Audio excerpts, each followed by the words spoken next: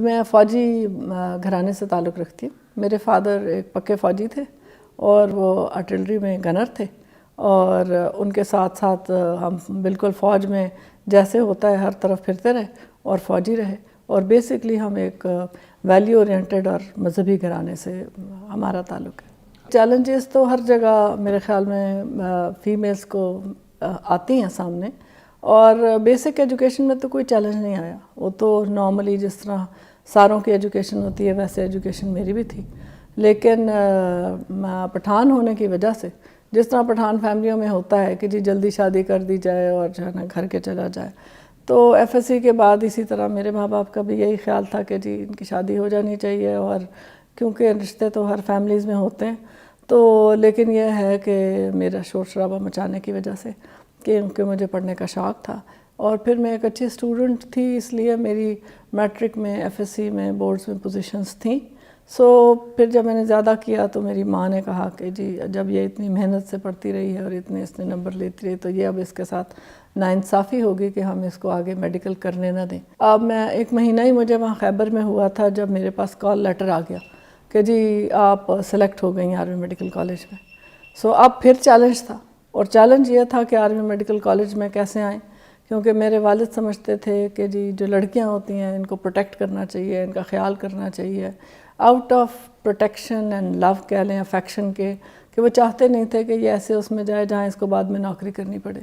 ان کو یہ کنونس کرنے میں پھر ٹائم لگا، لیکن جب وہ کنونس ہو گئے تو میں خیبر میڈیکل کالج چھوڑ کے آرمی میڈیکل کالج میں آ گئی، اور جب آ گئی، جب 2 سال گزرے تو پھر تو وہ اتنے خوش تھے، پھر تو ہی واز ویری ہیپی کہ جی ٹھیک ہے، شکر ہے یہ ادھر آ گئی اور یہ اچھی ہے اور یہ ایک پروٹیکٹڈ ماحول ہے اور سیکیور ماحول ہے۔ پھر ان کو وہ چیزیں اچھی لگنی شروع ہو گئیں، کیونکہ بیسکلی تھے تو فوجی۔ آپ پاکستان میں خواتین کے اسکوپ کو کہاں دیکھتی ہیں؟ بہت آگے۔ آپ دیکھیں، آپ اگر آرمی میں کہیں، آرمی میں دیکھیں یا سول میں دیکھیں، دونوں پاکستان کے جو حصے ہیں، آرمی میں نے آپ کو بتایا کون سی فیلڈ ہے، آپ کو ہارڈلی کوئی گنی چنی فیلڈز رہ گئی ہیں جس میں آرمی نہیں ہے، جس میں خواتین نہیں ہیں آرمی میں۔ اگر آپ سول میں دیکھتے ہیں تو آپ دیکھیں آپ کی ہائیسٹ باڈیز کون سی ہیں، پارلیمنٹ ہے، نیشنل اسمبلی ہے، پروونشنل اسمبلی ہے، کہاں آپ کو خواتین نہیں نظر آتی؟ مجھے تو اکثر لگتا ہے خواتین آدمیوں سے بھی زیادہ ہو گئی ہیں۔ یہ بات بالکل طے ہے کہ ایک خاتون کو اپنے آپ کو منوانے کے لیے آدمی سے ڈبل کام کم از کم کرنا پڑتا ہے، لیکن جب ایک دفعہ وہ اپنے آپ کو منوا لیتی ہے کہ وہ کام کرتی ہے تو پھر اس کو عزت بھی ڈبل ملتی ہے۔ ایسے تو کوئی، میرا نہیں خیال کہ کوئی بھی سوچتا ہوگا، نہ میں نے سوچا تھا۔ ہر دفعہ یہ ہوتا تھا کہ اگلا رینک نظر آ رہا ہوتا تھا کہ یہ رینک مل جائے، اور اس کا شوق ہوتا تھا، اور اللہ تعالیٰ نے سارے رینک برینک درجہ بدرجہ دیتے گئے، لیکن یہ ہے کہ جب میجر تھی تو کرنیلی کا رینک بہت بڑا لگتا تھا، کرنیل بنی تو لگا کہ بریگیڈیئر بہت بڑا ہے، پھر جرنیل بڑا ہے، لیکن جب بھی اگلا رینک ہوتا تھا تو مجھے یہ لگتا تھا کہ یہ رینک کیوں نہیں مجھے ملے گا، یہ مجھے ملنا چاہیے، میں اس کے حقدار ہوں۔ وہاں کپتانی میں بیٹھ کے یہ لیفٹنٹ جرنیلی کا رینک نہیں دیکھا تھا۔ صرف پاکستان میں ہی نہیں، دنیا بھر میں یہ ایک تاثر ہے کہ فوج ایک میل ڈومیننٹ ادارہ ہے۔ اس میں خواتین کی انڈکشن کو کیسے بڑھایا جا سکتا ہے؟ پاکستان کی تو سوسائٹی ہی میل ڈومیننٹ سوسائٹی ہے، صرف ملٹری کی بات نہیں ہے، اینڈ آئی فیل کہ یہ تو صرف پاکستان کے ساتھ نہیں، یہ تو پورا ریجن میل ڈومینیٹڈ ہے۔ بٹ اگر آپ دیکھیں نا جس فاسٹ پیس سے خواتین جو ہے نا آ رہی ہیں ملٹری میں، اور جس طریقے سے چھاتی چلی جا رہی ہیں، آئی فیل کہ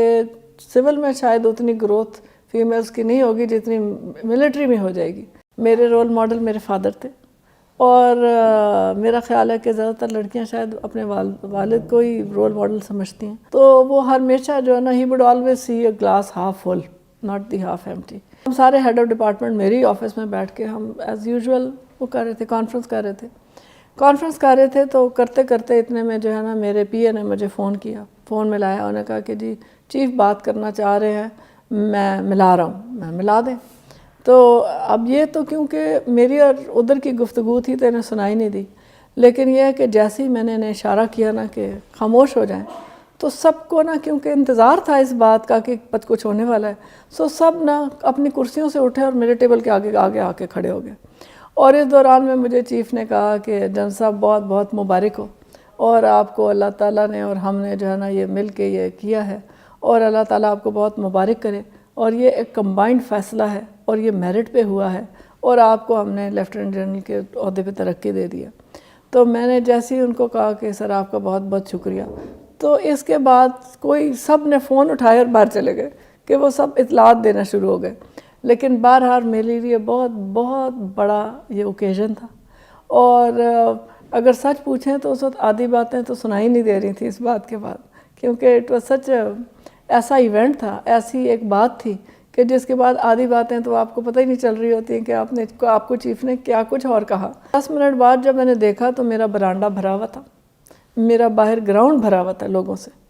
تو میں تو حیران ہوں کہ وہ 10 منٹ میں لوگ آئے کیسے اتنے زیادہ. لیکن یہ بات ضرور ہے کہ جو آپ کہتے ہیں کہ آپ شیئر کس سے کرنا چاہتی تھی، تو جس سے میں شیئر کرنا چاہتی تھی وہ نہیں تھا، پر اللہ کا شکر ہے کہ باقی ساری دنیا تھی.